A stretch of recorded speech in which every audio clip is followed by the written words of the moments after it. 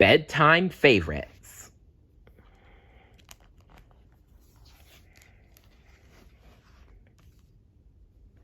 The Aristocats. The Coziest Carriage.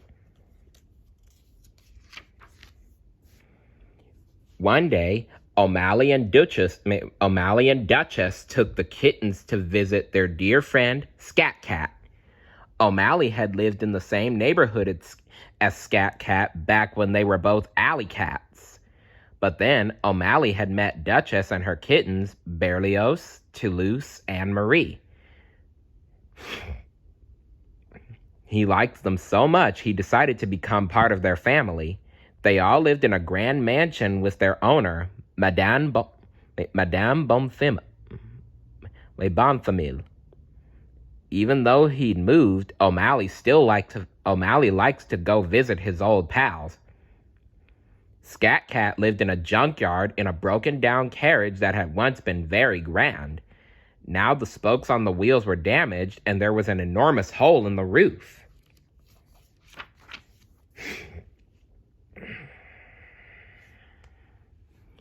Still, as far as Scat Cat was concerned, it could not have been more perfect. "I feel free here," he told the kittens. "I can come and go as I please. And when I stretch out on the cushions at night, I look up and there are the stars a-twinkling back at me." The kittens had a grand time playing with Scat Cat in the junkyard, but when the sun went down, they were glad to return to the soft pillows, cozy blankets, and warm milk at Madame Bonfimille's. A few days later, Scat Cat appeared at Madame's doorstep. "My carriage is missing," he explained to his friends. "I went into town to stretch my legs, and when I got back, poof, the carriage was gone." "You will have to stay with us," said Duchess. "I'm sure Madame would be delighted to have you as our guest." "Oh, goody!" the kittens cheered.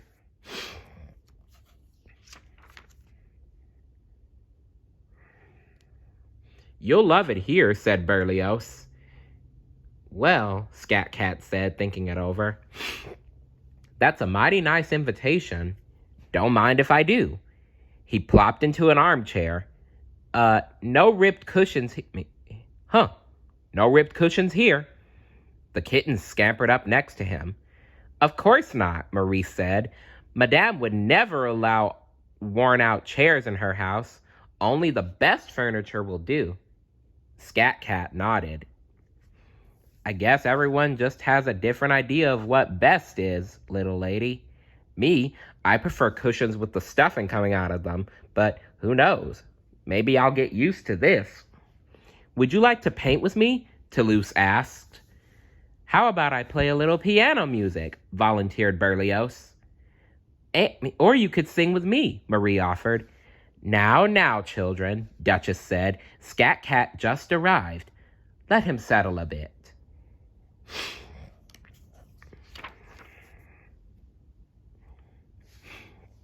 But after just one night, Scat Cat didn't know if he would settle in.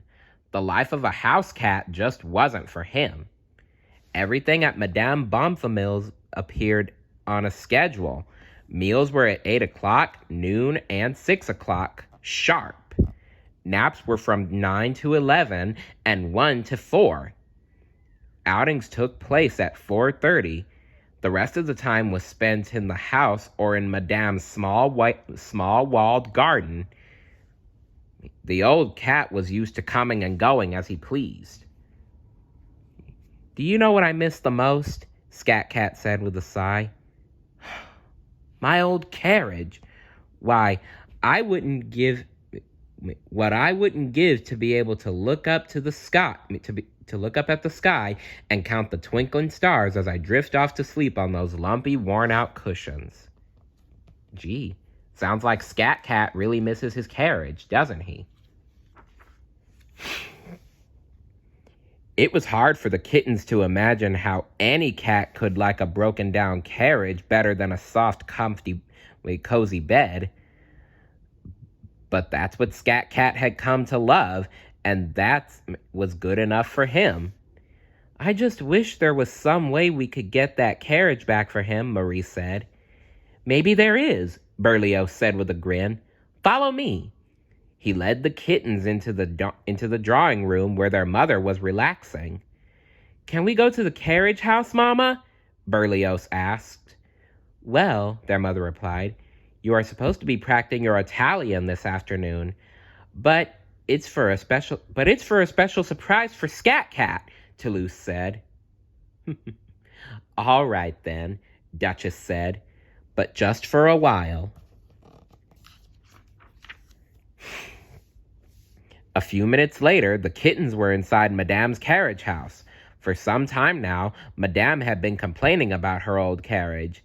It's not even worth repairing, she had said one day. With this in mind, Berlioz climbed into the carriage and pounced on the old upholstery. Come on, dig in, he said gleefully. Toulouse and Marie joined him, and in no time, the kittens had those cushions looking like the ones in Scat Cat's old carriage. That was very nice of the kittens, wasn't it? Don't forget the roof, Marie reminded her brothers. The kittens raced up to the top of the carriage where they jumped and bounced. After a triple backward somersault, Toulouse crashed through the carriage roof, making a huge hole. Hooray! Cheered Marie. Just then, Madame walked in. She looked at the carriage. It looks worse than I remember. Take it away at once. That evening, the kittens got permission to take Scat Cat to the junkyard. I don't believe it, Scat Cat exclaimed when they showed him his new home. It's even more torn up than my old carriage. It's perfect. How can I ever thank you? Just promise you'll come back and visit us again, Berlioz told him. And maybe have a little warm milk on hand when we come to see you. It's a deal, Scat Cat replied. The kittens visited with their friend until the moon began to rise. Then they waved goodbye and headed home to snuggle beneath their cozy blankets. In his new carriage, Scat Cat looked at the stars and smiled contentedly before drifting off to sleep.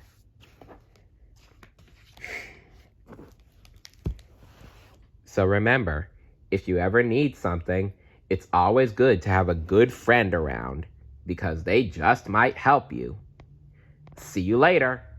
Bye.